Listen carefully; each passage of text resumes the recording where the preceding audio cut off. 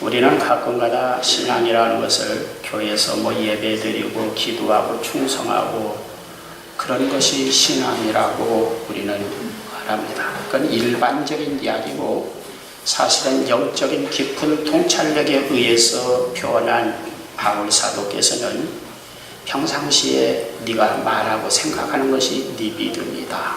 그렇게 말합니다.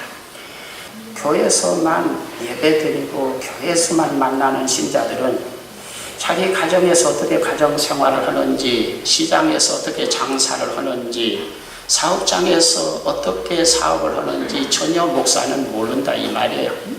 그러니까 교회 안에서 그냥 순종하고 예예하고 참 거룩한 모양을 가지고 있는 신자만 그 겉모습만 보고 좋은 사람이다, 믿음 좋다 그러는데, 믿음이라고 하는 것은 교회에서 여러분들이 예배 드리는 이것은 아주 작은 일부분이고, 여러분들이 가정에서 또는 사업장에서 시장에서 이런저런 이런 데서 우리가 생각하고 말하고 결단하고 이것이 우리의 믿음이다 이겁니다.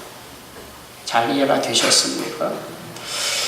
오늘 로마서는 1장에서 7장까지는 죄, 율법, 유대인의 어떤 자부심에 대한 잘못된 지적, 잘못된 유대인의 자부심 이런 것들에 대한 지적을 다루고 있습니다. 그리고 8장에서는 이제 구원받은 성도들의 어떤 영성, 우리 성령 충만 이런 이야기 하지만 영성에 대해서 다루고 있는 겁니다. 영성이라고 하는 것은 우리는 얼른 기도를 많이 하고 성경을 보고 예배를 잘 드리고 여기에서 결정되는 것이 아니라 우리가 일반 생활 속에서 아니면 날마다 아침에서 저녁까지 생각하고 말하고 이런 것이 그 사람의 영성이다 이겁니다. 여러분 자신을 한번 자세히 살펴보십시오. 여러분 자신은 육적인 사람인가 영적인 사람인가? 정말 극단적으로 말하면 구원받은 크리스찬인가 아니면 그냥 교회 다니는 사람인가? 여러분 자신을 여러분 스스로가 살펴보기 바랍니다. 어떤 목사님들은 투시를 한다 어쩐다. 그런데 나는 오래전부터 그래. 나는 여러분 투시 하나도 하지 않습니다. 기도해도 하나님 안 보여주시더라고요. 그놈이 도둑놈인지 뭔지. 그런 이야기 하는 사람은 어쩌면 거짓말하고 있는지 모르겠습니다. 바울 사도도 그런 말을 하지 않고 베드로도 그런 말을 하지 않고 어떤 사도들도 제한적으로 한두 번, 특별히 그 생애에 한두 번 정도 그런 이야기를 하셨을는지 모르지만 거의. 그래서 바울 사도도 선교로 다니는데 바다 가운데서 풍랑을 만나가지고 죽을 고비를 넘겨서 겨우 살았다 이런 말씀을 하는데, 아니 기도하는 사람 그것도 모르고 가가지고 바다 가운데서 죽을 고비를 넘겨? 그게 하나님의 종인가? 이런 식으로 이야기하면 그 사람은 귀신 들린 사람입니다. 성경의 원리를 그렇게 잘못 이해하고 있는 겁니다. 오늘 말씀을 보면 그러니까 영성, 우리가 구원받고 신앙생활을 하는 사람이 영적인 사람이냐 육적인 사람이냐를 지금 이야기할 때에 그의 생각을 말합니다. 육신의 생각은 사망이요 영의 생각, 성령의 생각은 생명과 평안이다. 그렇게 말하고, 육신의 생각을 가진 사람은 지가 교회 다니고 충성하고 별스럽게 해도 하나님 기쁘시게 한다고 그러는데 하나님 하나도 기뻐하시지 않는다. 그런 사람은 오히려 하나님과 원수다. 세상에서 제일 무서운 게 뭡니까? 극단적인 대립관계, 적대관계를 표현할 때 원수라는 말로 표현합니다. 교회 안에 다니고 교회 다니고 구원받고 충성하고 봉사하고 기도하고 그런다는데 하나님은 근데 원수야.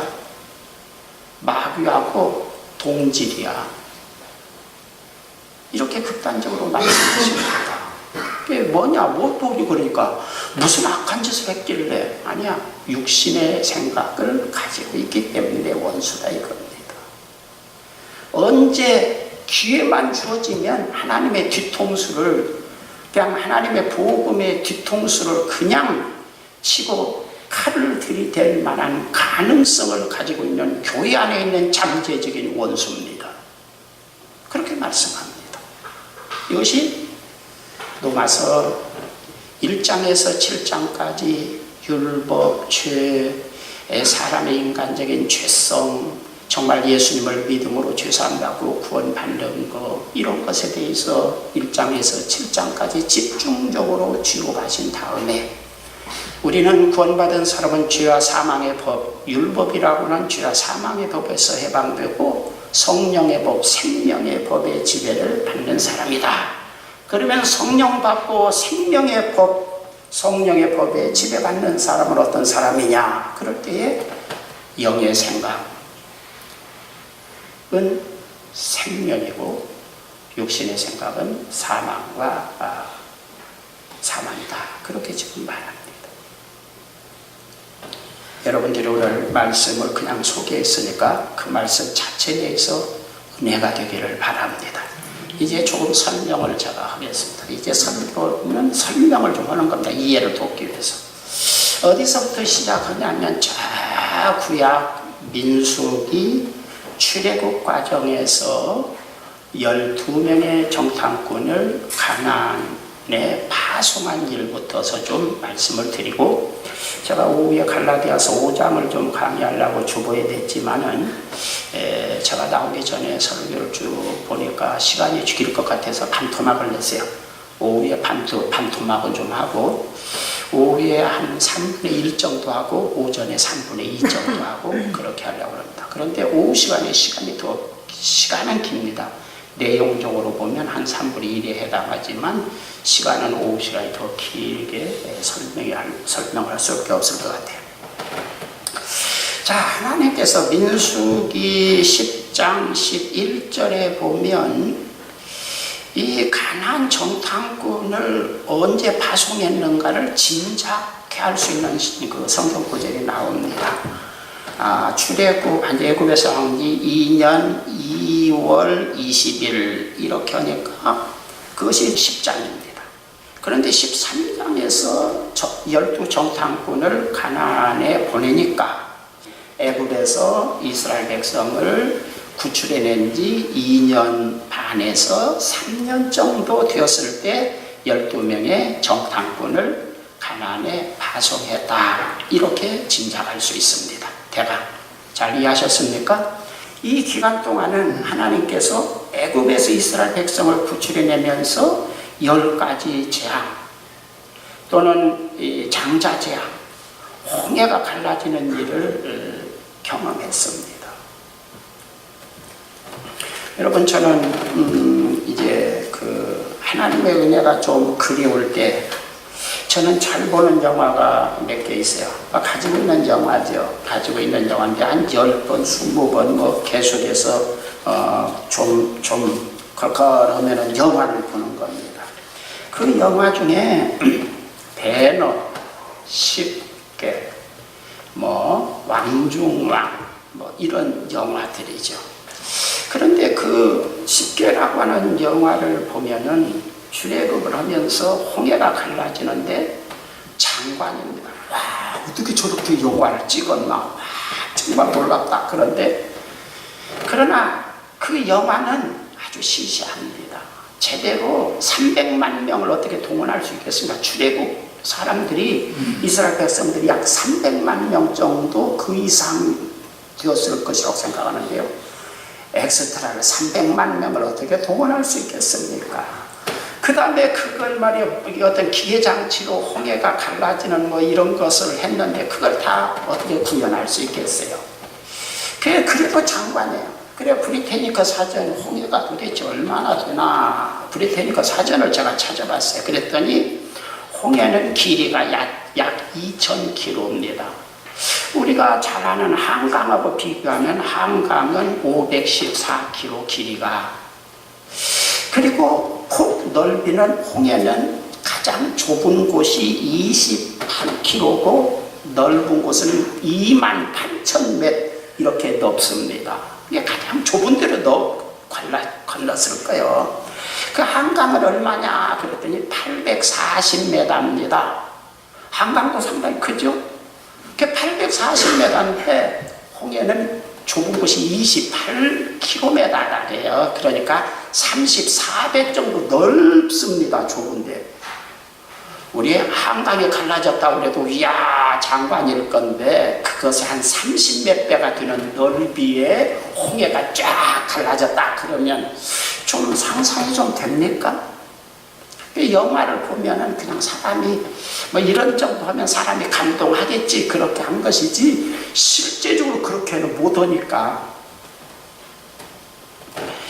깊이는 홍해가 2.2km 깊은 곳이 한강은 490m 정도 됩니다. 그러니까 한강의 깊은 곳에 한 5배 이상 깊다 이거죠. 어때요? 그런 정도 돼야 갈라져야 와 하나님의 능력을 일이 딱 벌어지겠죠? 이 벌어지겠어 안 벌어지겠어요?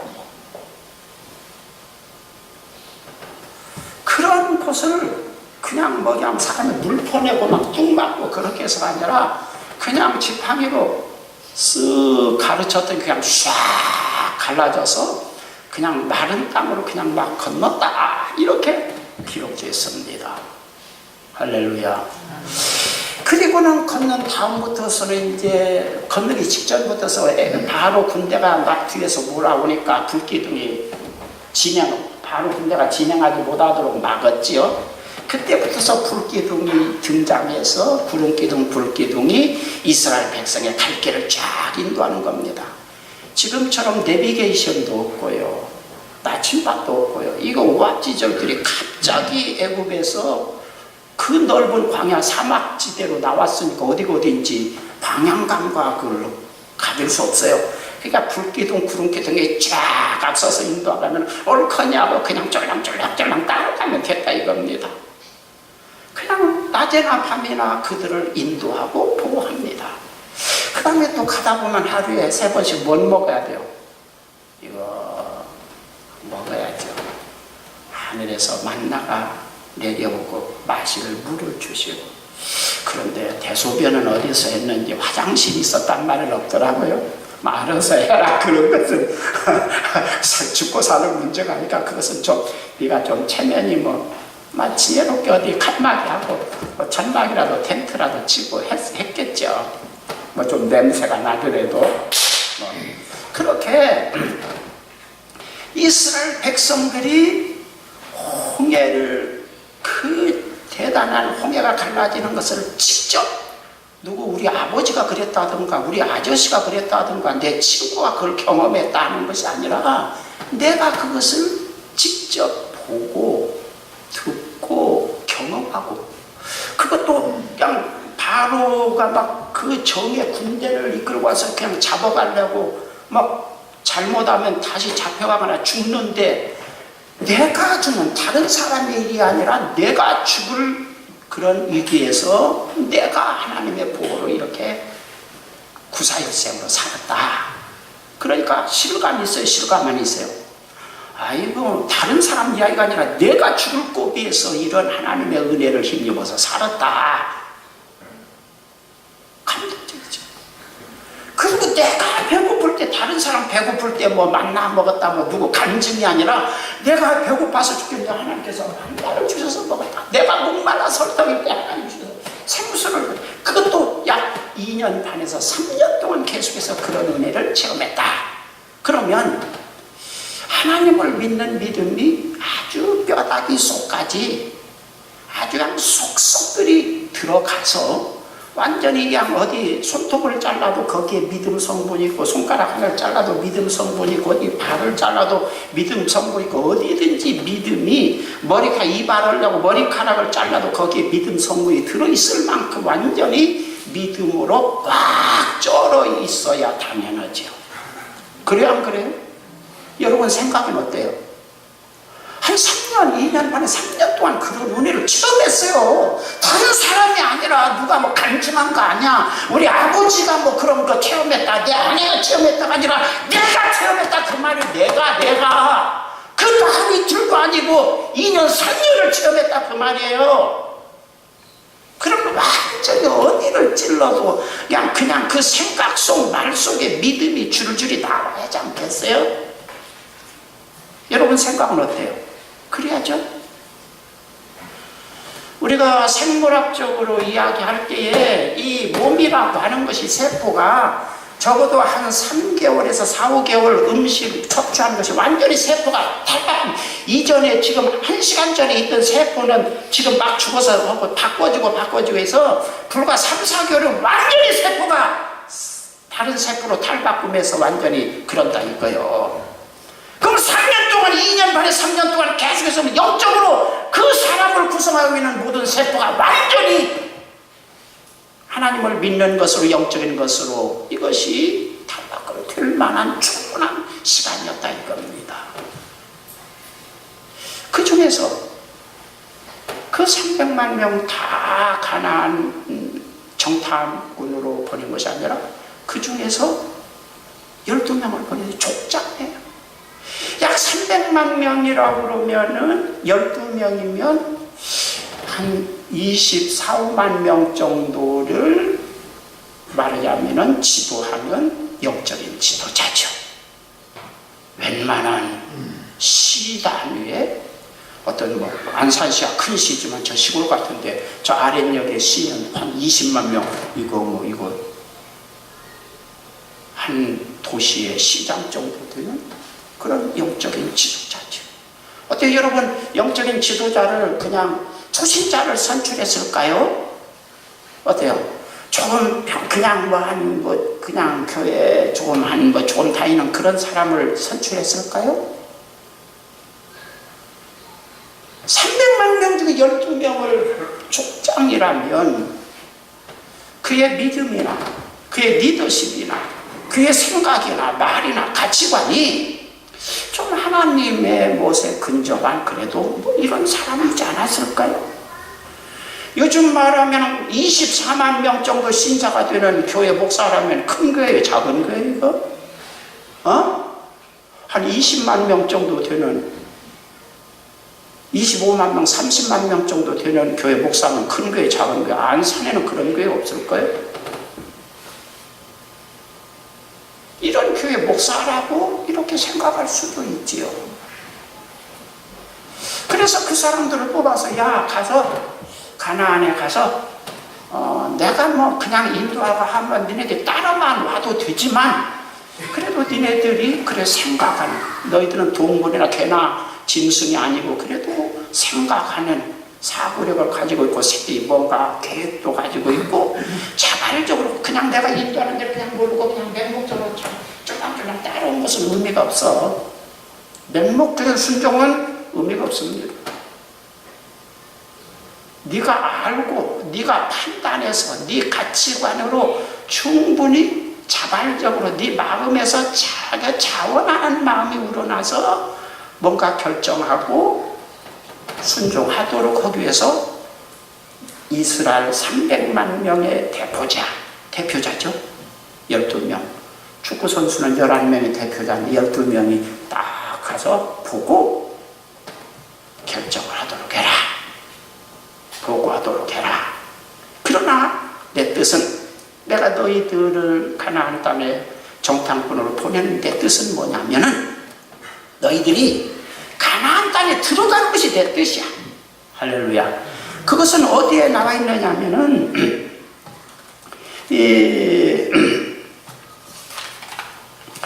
출애굽기 3장 8절, 그러니까 처음 모세를 부를 때에 출애굽기 3장에 나오는데요. 내가 내려가서 그들을 애굽인의 손에서 건져내고 그들을 이 땅에서 인도하여 아름답고 광대한 땅, 젖과 꿀이 흐르는 땅으로 데려가려 하노라. 아멘. 이것은 신약성경을 옮기면 내가 너희들을 죄악세상 마귀와 같은 바로가 지배하는 세상에서 건져내서 어디로? 하늘나라 천국으로 데려가려 하노라 라고 하는 구속사의 상징적인 핵심 표지죠. 내가 너희들을 이끌어내어서 적과 그리 그러는 광대한 마른 땅으로 데려가라 한다. 이게 너희들을 가나안 땅에서, 애굽 땅에서 구출해낸, 마귀를 상징하는 바로를 제압하고 이끌어낸, 내가 너희들에게 기적을 베풀고 만나를 주고 너희들에게 생수를 주고 홍해를 가르고 너희들을 기적을 베풀어서 너희들을 이끌어낸, 너희들이 교회 다니게 하는 내 목적이다. 궁극적인 목적이야. 그러니까 가서 내 뜻을 내가 너희들에게 전달했으니까 그 뜻에 맞게 너희들이 보고 잘 정리해서 백성들, 믿음이 없는 초신자나 이런 사람을 잘 설득도 시키고 그렇게 하도록 해라. 하나님 입 수준에서 이야기하면 좀 영이신 천지 만물을 창조하신 하나님과 인간은 눈높이가 좀 다를 수 있어. 그러니까 육을 가진 인간으로서 애굽에서 똑같은 노예 생활을 살았던 네가, 지도자인 네가 가서 내 뜻을 알고 백성들과 평신도와 눈높이가 같은 어떤 말이나 설득력 있는 말로 니네들이 뭔가 역할을 좀 하기를 바란다. 그래서 니네들을 보내니까 가서 보고 와서 좀 이렇게 해라. 뭐 좀 나 좀 도와라. 뭐 이런 뜻으로 12 정탐꾼을 보냈다 그 말입니다. 이것은 목사를 세운 목적이고 교회 장로나 안수 집사를 세운 목적입니다. 목사를 왜 세웠나? 교회 왜 세웠나? 장로 왜 세웠나? 안수 집사, 권사 왜 세웠나?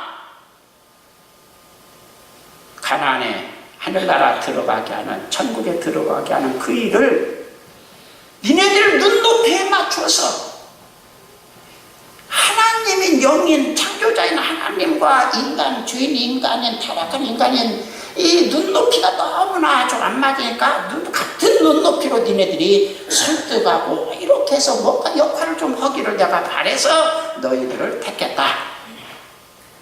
그 택한 족장이다 이겁니다. 예수님 시대에는 제사장들입니다. 그런데 여러분들이 가서 40일 동안 정탐하고 와서 뭐라고 그럽니까?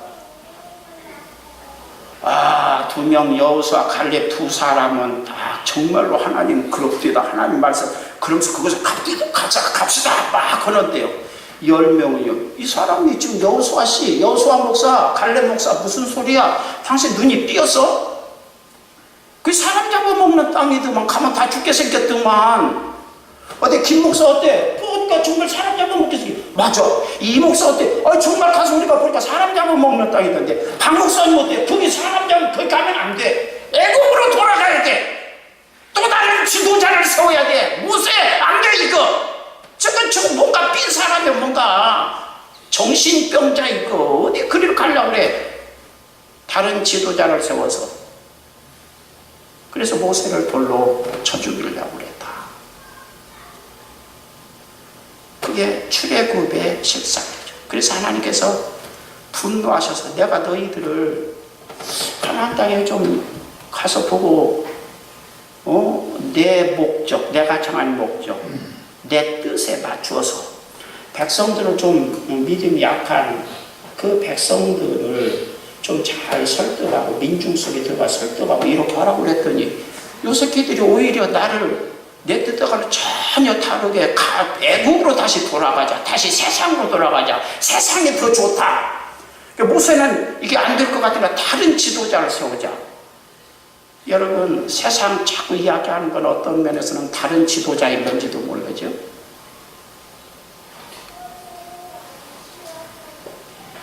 열 명의 족장들이 그렇게 해서 하나님이 분노하셔서 아주 40일 정탐했는데 하루를 1년으로 계산해서 40년 동안 너희들은 광야에 뺑뺑이를 좀 돌게 된다.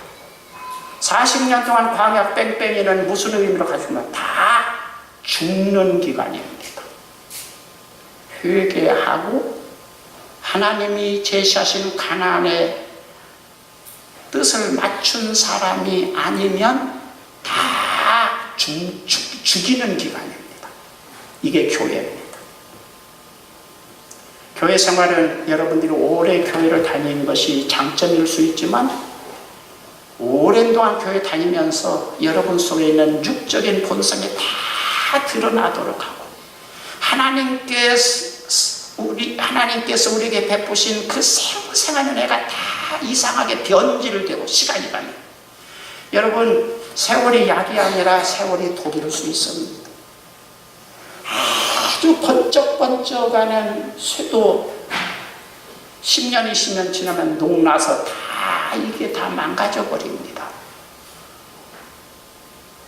믿음이라면 하나님은 하늘나라 들어갈 만한 믿음은 변질이 되지 않아야 된다는 것입니다. 이게 변질이 되는 거 누가 뭐라고 흔들리지 않는 믿음이 있어야 된다는 겁니다. 그래서 세월을 40년 동안 계속해서 우리가 유혹받도록 하고 인간의 육성, 죄성, 타락성 속에서 나와서 하나님을 충분히 거스릴 사람을 거스릴 기회를 주신 겁니다. 그리고 죽여버리시는 겁니다. 천국은 쓰레기장이 아닙니다. 하늘나라를 아무나 들어가면 하늘나라가 다시 지옥이 되고 말 겁니다. 그 정탐꾼이 그렇게 10명의 정탐꾼이 속 빠진 이야기를 하면은 여호수아 칼렙이 맞짱을 뛰지요. 거기에서 아니야! 우리가 가나안 땅에 가서 우리가 잡동물이 흐른 땅이야. 우리가 메고 온 포도송이를 봐. 두 사람이 뭘 메고 왔어요? 그 먼 길에 가서 먼 길에 관광버스 타고 다녀도 힘들 그 거리에다가 포도송이를 메고 그 무거운 포도송이를 메고 땅땅 떨리면서 왔다 이겁니다. 희생이요 봉사인 줄로 믿습니다. 그게 충성인 줄로 믿습니다. 그것이 바로 충성이죠. 100마리 말보다 가나안 땅 천국이 얼마나 좋은가를 믿도록 하기 위해서 설득시키는 어떤 증거물, 간증, 전도, 성경 해석, 설교가 충성입니다. 애굽으로 돌아가서 자꾸 세상에 눈독을 들이는 것은 간증이 아니라 타락입니다. 이건 마귀의 역사인 것이지요. 아무리 대단한 목사든지 장로든지 안수집사든지 권사든지 간에 그건 마귀의 하수입니다. 그 중간지대에 있는 백성들이 족장님 저분이 저렇게 훌륭한 목사님 하는데 그 말이 거짓이겠어? 그 목사님 한 분도 아니잖아. 10목사님 20. 아니 이거 숫자가 몇이야? 이건 그 여호수아 칼렙 두 사람 위에 10명이나 지금 보고 왔다고 막 하잖아. 그러면서 서로가 맞장구를 치는 거죠. 요즘 우리가 부흥회라든가 막 그냥 어떤 목사가 어떤 목사 그런 것은 무익해. 하나님 어떤 목사가 중요한 것이 아니라 하나님의 뜻이 무엇냐가 중요한 겁니다. 그 뒤에 40년 동안 그 가능성 속에서 그것이 나오는 사람은 다 죽여버렸다는 거죠. 여기서 우리가 질문을 던질 게 있어요. 하나님은 가나안에 들어가는 것이 목적이라면 10명의 그 족장들이 보고 그런 보고를 그런 잘못된 보고 아주 악질적인 보고를 할 것을 하나님이 아셨을까 모르셨을까? 전지전능하신 하나님께서 아셨을까 모르셨을까? 아셨으면 그놈을 그런 말이 못하도록 벙어리를 만들어 버리든지 요 새끼들이니까 그냥 확 그 자리에서 죽여버리든지 그리고 여호수아 칼렙 두 제대로 된 믿음의 보고를 할 만한 사람만 쫙 살아서 돌아오게 하든지 그 열대지방 말라리아 병도 많은데 그놈 10명 그놈들은 말라리아 걸려서 그냥 죽게 만들든지 어쩌든지 이렇게 하고 2명의 여호수아 칼렙만 살아오도록 했으면 이런 일 안 생겼을 건데 왜 이렇게 하셨을까? 여러분들은 그런 생각이 되죠? 여러분이 간구하는 게 있어요. 하나님 우리 기도를 힘입어서 막 하나님 힘을 얻어가지고 막 마귀를 제압하고 이런 식으로 생각하고 있죠 여러분들이? 아니요. 하나님은 마귀 같은 것은 손톱을 깎듯이 깎아서 그냥 통제하실 수 있는 분이십니다. 어디 보면 아니야. 계시록에 보면 잘 나와 있습니다. 계시록에 보니까요.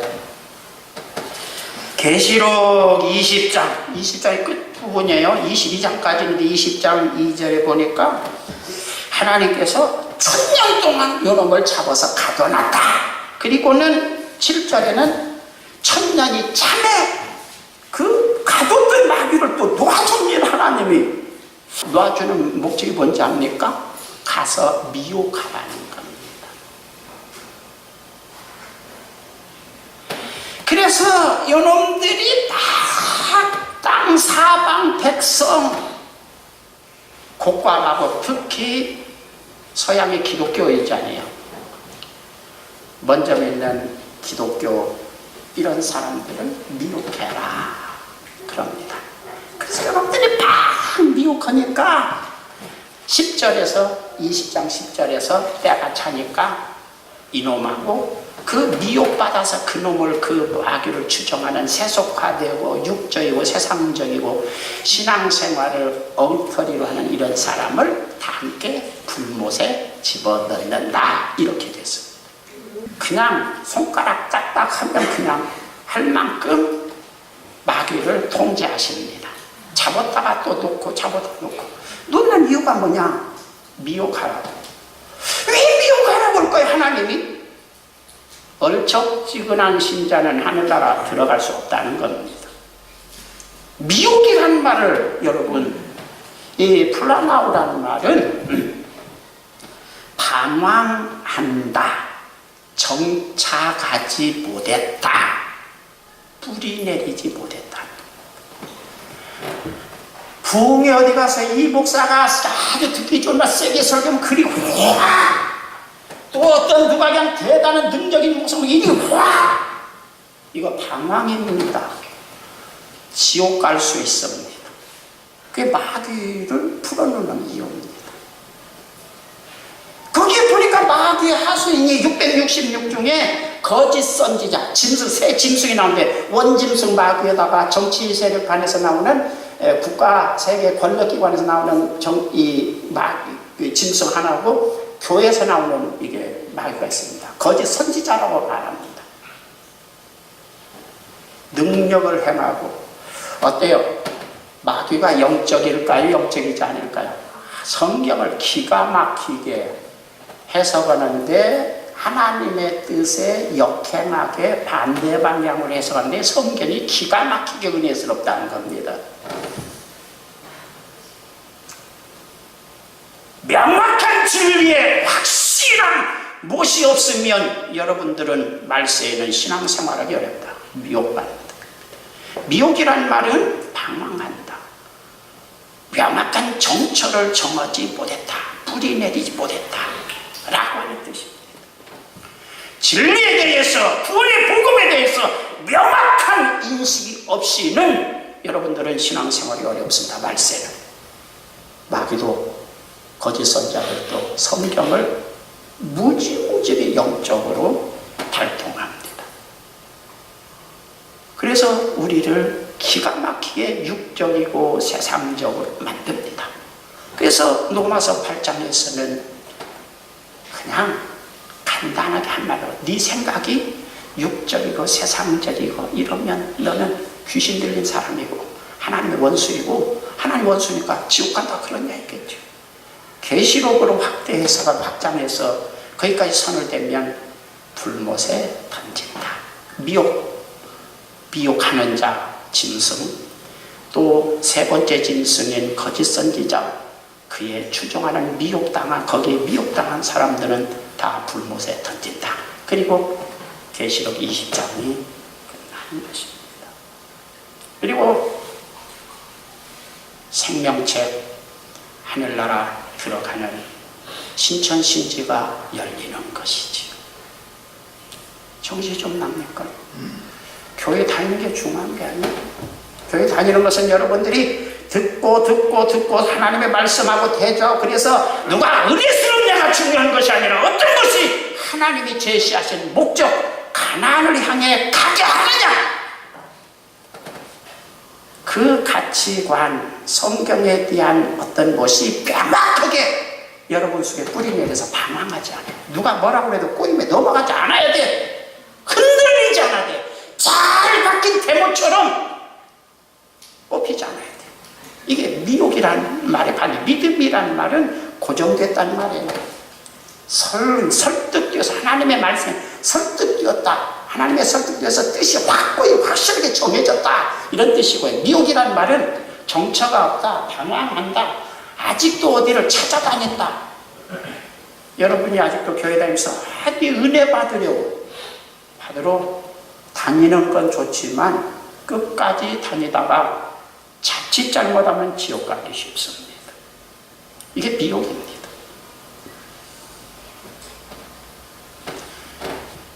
제 말이 잘 이해가 안 되면 여러분들은 요한복음 이후에 바울 서신 쭉 계시록까지 읽어보십시오.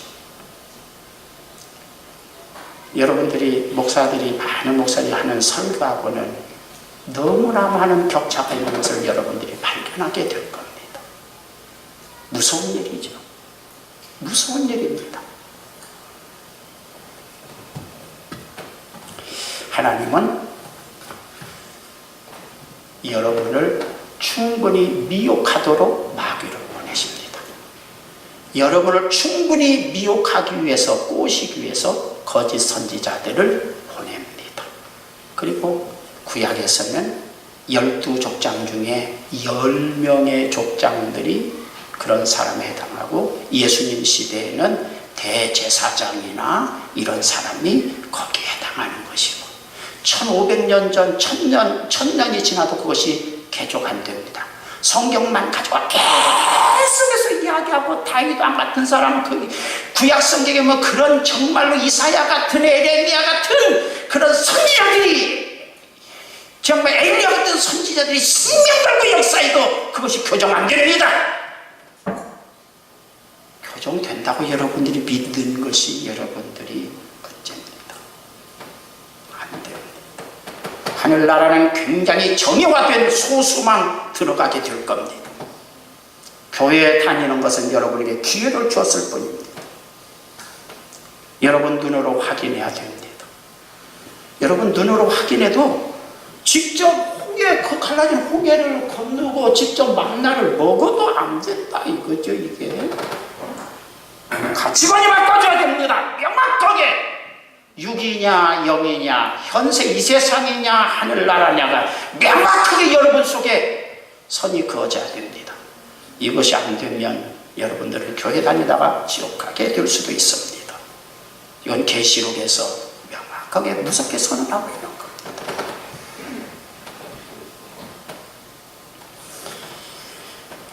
이야기를 하나 해야겠습니다. 조선일보 칼럼니스트인 이규태 씨가 있었어요. 저는 이 이규태 씨의 칼럼을 굉장히 그 조선일보를 볼 때는 그분 칼럼 보기 위해서 조선일보를 봤는데 그분이 돌아가셨어요. 돌아가신 그 무렵에 저는 조선일보를 안 봤으니 이제 볼 것 별로 없다. 그런데 그분의 칼럼 중에 이런 이야기가 있었어요. 유교가는 아버지를 따라서 이제 외국에 3살 때 나간 아이가 10년 만에 자기 아버지가 이제 우리 고국으로 이제 이렇게 돼서 뭐 이제 승진되어 가지고 고국 근무를 하게 돼서 왔어요. 중학교 1학년이었다고 그러는데 딱 보니까 이제 우리나라 오니까 이제 시험을 또 이제 실력이 어떤가 뭐 이렇게 보는 시험에 윤리 시험, 특히 국사윤리, 외국에 오래 항상 국사윤리 같은 걸 주로 많이 보거든요. 윤리 시험 하는데 공원에서 대소변을 어디서 보나 이런 문제에서 우리가 생각하면 중학교 무슨 건데 외국에서 이제 외국 문화하고 한국말의 격차가 있으니까 뭐 그런데 그 보기가 공중변소에 집에 가서 아무데나 3가지 중에 하나를 선택하도록 되어 있는데 이 아이가 아무데나를 선택했더라는 겁니다. 중학생이 어때요? 어디 공원에 가서 대소변 보는데 아무데나 보면 됩니까? 공중변소에 가든지 뭐 이렇게 하죠. 그래서 자기 아버지가 너무 놀래가지고 학교에서 연락이 와서 아니 선생님, 야 이게 너 이게 무슨 말이냐 그랬더니 이 아이 내 말이 이제 와가지고 한국에 와가지고 한국의 풍습도 그렇고 하고 말도 이렇게 하려고 전철도 타고 뭐 버스 시내버스도 타고 공원도 가고 뭐 평화당 공원도 가고 이 아이 이렇게 가는데 한 번은 그 파고다 공원 가서 이렇게 돌아다니다가 소변 보려고 하니까 변소 화장실이 없더라고요. 그래서 어휴 막 급해가지고 다른 사람 어디나 그랬더니 저기 한쪽에 가서 막 사람들이 다 쉬려하고 있더라고요. 그래서 한국에는 그거는 아무데나 하는구나. 그리고 자기도 거기서 쉬려하고 왔다는 거예요. 그런데 이 시험을 볼 때 이게 어디서 보나 그랬더니 자기 경험적으로 또는 한국 와서 보니까 많은 사람들이 어디다 봐요. 아무데나 보니까 아무데나 하고 썼다는 거예요. 무슨 말인지 압니까? 우리가 지식세계에서는 이것이 맞다 틀리다 이건 틀려 이렇게 하면 안 돼 그러지만 사회 분위기가 많은 사람이 틀린 것을 선택하고 공중분수에 가서 쉬어하지 않고 아무데나 쉬어놓은 것을 많은 사람이 그것을 보면 나도 그런 사람이 되고 만다는 거예요. 웬만한 뼈대 있는 의지를 갖지 않으면 그 집단 분위기 환경에 동조하고 영합하고 물들 수밖에 없다는 거예요. 잘 이해가 됩니까? 우리가 살고 있는 이 교회의 설교, 큰 교회 내가 너무나 지탄하는 설교인 것 같지만 큰 교회가 큰 교회 되는 배경을 보면 영적인 뭐 하늘나라 설교 이거 많이 한 교회가 있는데요. 행복, 성공, 철학하면 된다. 뭐 은사, 병 낫는 거, 축복 이런 설교가 설교의 100개 중에 한 90개는 그런 설교를 하고 있는 거예요. 그래야 부흥되는 거예요. 여러분 사회 분위기가 어쩌든지 간에 교회 다른 교회 여러 신자들이 어쨌든 간에 설교하는 목사의 설교가 어쨌든 간에 이런 것은 핑계거리가 되지 않습니다. 미혹해 하기 위해서 하나님은 그 마귀를 가뒀다가도 다시 놓아줍니다. 그래서 명확한 확신을 가진 깊이 박힌 대모처럼 요지부동의 신앙을 갖지 않는 사람은 어떻게든지 흔들어보고 미혹을 받게 해서 안정된 제대로 공인된 자만이 하늘나라 들어간다. 이렇게 계시록 마지막에는 되어 있습니다. 확인해 보시기 바랍니다. 그 다음에 로마서 딱 8장 그 끝부분 정도 보면 아주 축복도 거기에 나오죠. 8장 32절에 자기 아들을 아끼지 아니하시고 우리 모든 사람을 위하여 내어주시니가 어찌 그 아들과 함께 모든 것을 우리에게 은사로 주지 아니하시겠느냐. 은사라고 하니까 뭐 성령의 은사 그러지만 물질 축복도 하나님이 주신 은사입니다. 믿습니까? 구원받은 사람에게는 물질 축복도 하나님이 주신 은사입니다. 방언연만 은사가 아니라 물질 축복도 은사예요. 왜냐? 그것을 통해서 뭔가 하나님이 기대하시는 일을 하도록 하기 위해서 주신 것이니까 그렇게 되어 있습니다. 물질 축복도 하나님이 이 사람에게 주신다. 할렐루야. 아버지 하나님 은혜를 감사합니다.